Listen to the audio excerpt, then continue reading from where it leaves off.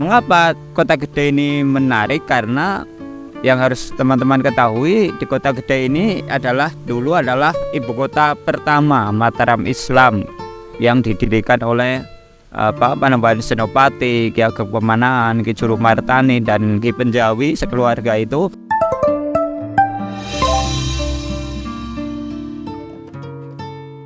Assalamualaikum warahmatullahi wabarakatuh.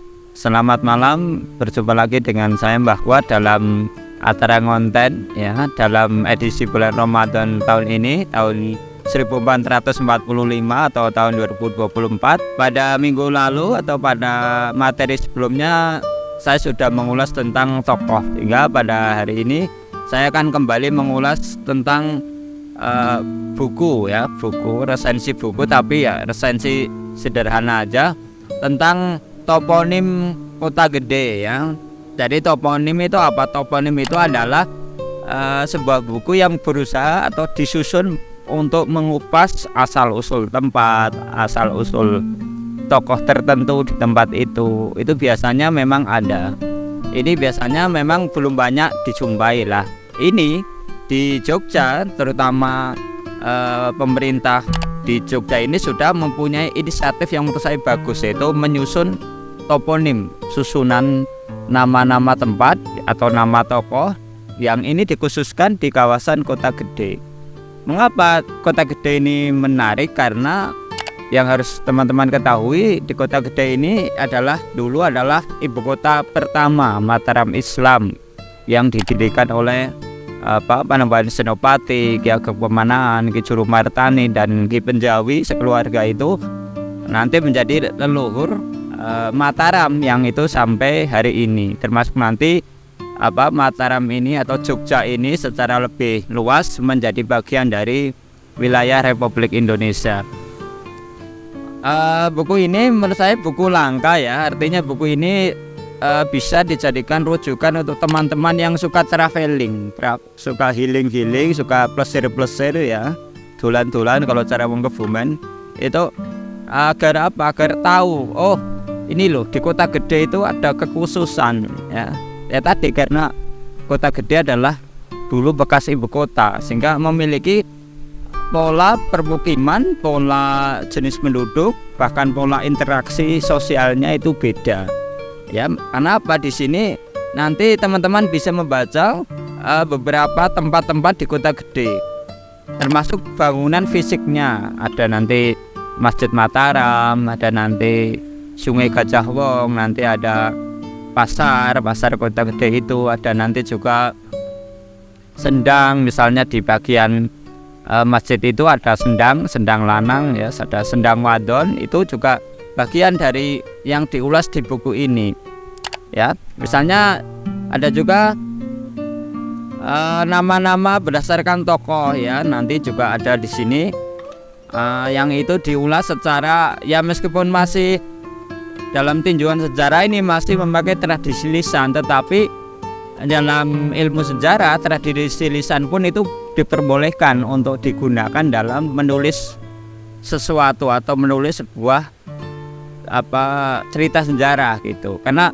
salah satu sumber sejarah yang memang belum banyak dikupas justru malah yaitu tradisi lisan yang itu berlaku di semua daerah di Indonesia pada umumnya ya. Sehingga nanti buku ini juga tadi menarik untuk kita pelajari ya, dibaca untuk memahami toponim suatu tempat ya, terutama di sini di Kota Gede ya. Misalnya ada namanya sungai ya, Sungai Gajah Wong, itu kan sebuah cerita ya. Jadi dulu ada namanya gajah dan namanya orang. Jadi dulu dalam cerita lisan orang Kota Gede yang generasi awal menceritakan dulu Sultan Agung ya punya kelangenan itu apa? Kelangenan itu binatang kesayangan kalau bahasanya Indonesia. Kelangenan beliau itu apa? Gajah namanya, gajah. Nah, pada suatu hari gajah itu biasanya dirawat sama Serati namanya, Serati. Alhamdulillah waktu itu Seratinya itu sedang sakit. Nah, Serati itu pengerawat gajah. Serati kalau kuda pekatik namanya. Lah, karena ya si perawat yang pertama itu sedang sakit, namanya Ki Kerti dalam satu versi itu menyuruh adiknya untuk diwakilkan gitu kan. Akhirnya diwakilkan karena waktu itu sungainya sedang surut. Nah, si adiknya Mbah Kerti ini berpikir kok ngedusi gajah kok neng kali sing ora ono banyune. Akhirnya dia punya ide sendiri, dibawalah ke tengah gajah itu. Tiba-tiba ketika dalam prosesi diadusi itu gajahnya tiba-tiba banjir datang. Kalau zaman dulu sungai kan kalau misalnya mau banjir itu kan nggak ada gejalanya, ujuk-ujuk mengalir saja. Yuk, akhirnya gajah itu tenggelam beserta yang memandikan itu. Nah, Sultan Agung pada waktu itu tidak marah atau tidak duka, tapi justru mengapresiasi karena abdinya ini memang menjalankan tugas. Maka untuk mengenang kontribusi si ini perawat gajah tadi, sungai yang dimana mereka tenggelam itu diberi nama Kali Gajah Wong. Kali Gajah Wong itu nanti membelah kota gede itu ya. Atau nanti ada juga pasar kota gede atau terkenal dengan Sar Gede. Dulu ada Sar Gede, itu pasarnya sekarang masih ada. Dan biasanya pada hari-hari tertentu ramai ya. Terus ada juga yang menarik itu adalah di dalam buku ini akan diulas namanya Catur Gatra Tunggal. Catur Gatra Tunggal itu apa? Itu konsep yang dimiliki oleh kerajaan, terutama kerajaan Mataram Islam ini, yaitu di mana nanti itu menyajikan konsep adanya alun-alun sebagai simbol politik, nanti ada masjid sebagai simbol keagamaan, nanti ada pasar sebagai simbol ekonomi, dan masjid sebagai simbol keagamaan tadi. Nanti itu yang dalam hasanah kerajaan Mataram yang Jawa ini, Mataram Islam ini disebut namanya Catur Gatra. Dan di masjid itu juga dulu dibangun beberapa situs ya, terutama nanti ada, kalau yang sudah pernah ke sana ada namanya Sendang, ada 2 Sendang, nanti ada masjidnya, di mana masjidnya itu mengadopsi dulu bentuk pertama Masjid Demak Bintoro ya. Salah satu cirinya itu di depannya ada kobokan untuk cuci kaki sebelum masuk ke arena masjid itu. Ya, terus gitu juga. Terus ada juga nama-nama tokoh ya, seperti tadi di awal saya mengutip ada Senopati, nanti ada Ki Juru Martani, terus nanti ada tadi Ki Penjawi, nanti ada juga namanya di dekat Gembiroloka ada namanya Gang Retno Dumila. Retno Dumila itu siapa? Itu dia bukan orang sini, beliau adalah dulu Putri Madiun, Putri Adipati Madiun ketika ekspansi Panembahan Senopati ke Bangwetan, namanya Bangwetan itu sebutan Jawa Timur kalau sekarang. Bangwetan itu biasanya wilayah dari timur Jogja, kalau sekarang itu namanya Bangwetan. Nah, waktu itu Panembahan Senopati berhasil membawa Putri Boyongan itu, membawa 2, namanya Retno Dumila, terus satunya lagi namanya adiknya namanya Raden Calontang dalam satu versi. Itu nanti dinikahi, diambil garwo selir namanya si Retno Dumila itu. Terus nanti juga ada namanya Jalan Nyai Adisara. Nyai Adisara itu juga tokoh penting, yaitu beliau adalah emban. Jadi dulu beliau yang ditugasi oleh Panembahan Senopati untuk masuk ke Kadipaten Madiun untuk namanya membawa surat dari Panembahan Senopati bahwa Mataram ini akan takluk kepada Madiun. Padahal itu hanya hanya taktik. Itu juga ada cerita seperti itu. Jadi banyak di kota gede ini nama-nama lokal yang itu memang dulu tokoh-tokoh yang ada di sini, dan biasanya sekarang diabadikan jadi nama itu tadi perkampungan ya. Nah, nanti ada namanya tadi. Terus juga di kota gede ada namanya inilah lapangan Karang, yaitu yang dinisbatkan namanya Ki Ageng Karang. Ki Ageng Karang Lo itu dalam satu versi beliau adalah dulu membantu ketika Kesultanan Pajang masih eksis. Jadi beliau tokoh lama jauh sebelum Mataram Islam ini dibangun ya gitu. Terus ada juga dinisbatkan pada ya tadi situs, ada Sendang Seliran, ada Bokong Semar ya, banyak sekali ada jebolan Raden Ronggo. Raden Ronggo ini bagi teman-teman yang belum begitu familiar, ada dua versi memang. Ada yang mengatakan beliau itu cucunya Panembahan Senopati karena dia adalah anaknya namanya Ratu Pembayun, putrinya Senopati yang pertama. Atau ada juga dia adalah putra dari Panembahan Senopati dengan Kanjeng Ratu Kidul yang nanti terkenal sakti. Cuma dalam versi tradisi lisan lokal beliau memang ya mungkin agak ya terbahasa anak sekarang ya rodong geleleng, sehingga saking saktinya dia bisa menjebol beteng kerajaan pada waktu itu di depan ayahnya gitu. Terus tadi ada Sendang ya, di Sendang itu juga ada mitologinya. Misalnya ada namanya lele yang dimitoskan itu tidak bertulang, bukan lidah tak bertulang loh, ini lele tak bertulang. Jadi lelenya itu dulu dalam tradisi lisan ketika Mbah Sunan Kalijaga itu sowan, ketika Mataram ini sudah mulai terbentuk tata kotanya, sowan pada Ki Penjawi, pada Ki Juru Mertani, Ki Ageng Pemanan, karena mereka bertiga itu satu perguruan, muridnya Mbah Sunan Kalijaga. Sowan lalu oleh siapa itu disuguh oleh Sohibul Bait atau bahasa sekarang disuguh lele. Terus beliau bertanya, ini lelenya enak sekali ngono kuwi.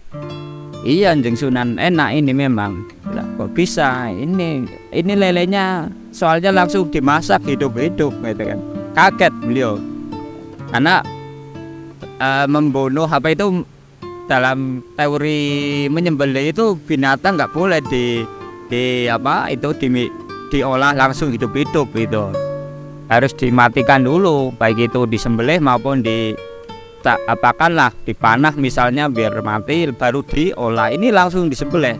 Kaget Mbah Sunan Kalijaga itu, lalu beliau bilang, wah kok bisa? Akhirnya karena kekeramatan beliau, lele yang sudah terlanjur dimakan itu disablo itu ya bahasa Islamnya mungkin ya disuwuk gitulah, disebul, didoakan gitu, hidup lagi lelenya. Tapi karena hukum awalnya lele ini sudah kehilangan dagingnya, maka tinggal tulangnya, sehingga tulangnya terus hidup lagi dan berada di salah satu sendang itu.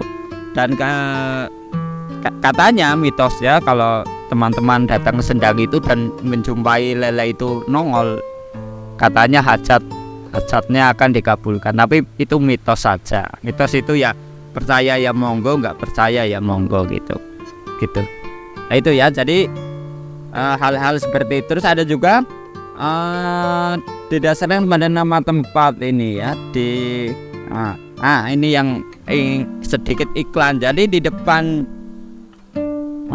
lapangan Karang selatan ya, selatan lapangan Karang itu ada pohon Tanjung. Pohon Tanjung itu setelah saya cek itu nama pohon Tanjung ini sekarang masih ada persis di depan Pondok Pesantren Nurul Ummah Kota Gede. Nah, pohon Tanjung ini dulu adalah pohon yang dipersembahkan untuk Mangayu Bagyo. Mangayu Bagyo itu apa? Bahasa Indonesianya Mangayu Bagyo itu untuk mengucapkan selamat ya. Waktu itu jumenengan. Jumenengan itu apa? Jumenengan itu kalau dalam tradisi kerajaan itu pelantikan raja. Jumenengan dulu raja ya, raja Jogja ya. Nah, di sana dibangun. Nah, di sini ada Jumenengan Sultan HB yang ke-9. Nah, masyarakat Kota Gede membangun itu monumen. Nah, yaitu namanya Pohon Tanjung. Jadi nanti teman-teman bisa di sana. Tapi yang sudah ada ininya, di bawah pohonnya itu ada semennya, dan waktu saya awal kesini memang ada tulisannya. Tapi sekarang sudah ke semen sehingga tulisannya nggak terlihat. Tapi tadi Pohon Tanjung ini dibangun untuk Mangayu Bagyo, yaitu mengucapkan selamat atas dilantiknya Sri Sultan 9 selaku Raja Jogja pada waktu itu. Jadi memang ada dalam tradisi Jawa itu beberapa pohon itu memang dikeramatkan kayak beringin. Mungkin kalau di sini ya tadi Pohon Tanjung itu gitu ya saya kira. Terus gitu. Jadi nanti teman-teman bisa membaca lagi. Ini adalah ya bagi saya ini penting karena apa? Karena buku-buku toponim sejenis kayak gini itu adalah suatu usaha kita bagi baik generasi tua maupun generasi muda untuk menjaga kearifan lokal. Karena setiap daerah itu punya daerah dan punya keunikan sendiri-sendiri. Kalau tidak ditulis, meskipun itu masih berdasarkan tradisi lisan, itu lebih baik daripada semakin melajunya zaman, anak-anak muda generasi setelahnya nggak tahu ini loh sejarah kotamu, oh ini loh sejarah desamu. Maka memang dalam dunia akademik pun penulisan sejarah lokal yang itu contohnya adalah toponim Kota Gede ini masih sangat sedikit, masih sangat minoritas, sehingga saya selaku orang yang sedikit banyak belajar sejarah itu mengapresiasi lah dengan terbitnya buku sejenis kayak gini. Memang ya saya juga baca di belakangnya ya belum banyak sumbernya, masih sumber lisan, tapi itu lebih baik. Karena apa? Karena nanti para generasi tua yang masih hidup bisa ditanya. Nah, tinggal nanti kita kombinasikan dengan sumber-sumber tertulis yang itu dipelajari di dunia kampus misalnya. Tapi ini sudah jauh lebih baik. Itulah pentingnya menulis tadi sejarah lokal gitu. Itu ya. Jadi nanti teman-teman bisa membaca buku ini. Ini juga buku belum lama ini 2011, belum lama berarti ini kemungkinan sudah ada revisinya ya. Termasuk tadi ada Catur Gatra Tunggal ini kan. Masih banyak lagi lah, nanti teman-teman bisa baca. Tapi bahasanya juga mudah. Terus ada penjelasan gambarnya ya, mungkin hanya nanti sedikit harus dicek. Misalnya kan karena kemajuan pembangunan kadang ada situs-situs sejarah yang digusur, atau ada makam-makam yang digusur, atau mungkin ada jalan-jalan yang sudah alih fungsi, itu ya harus dicek ulang juga untuk memastikan kebenaran buku ini. Tapi saya rekomendasikan untuk membaca buku inilah. Judulnya ya tadi Toponim Kota Gede. Ya mungkin itu saja yang bisa saya sampaikan. Tetap semangat dalam menjalankan ibadah puasa. Assalamualaikum warahmatullahi wabarakatuh.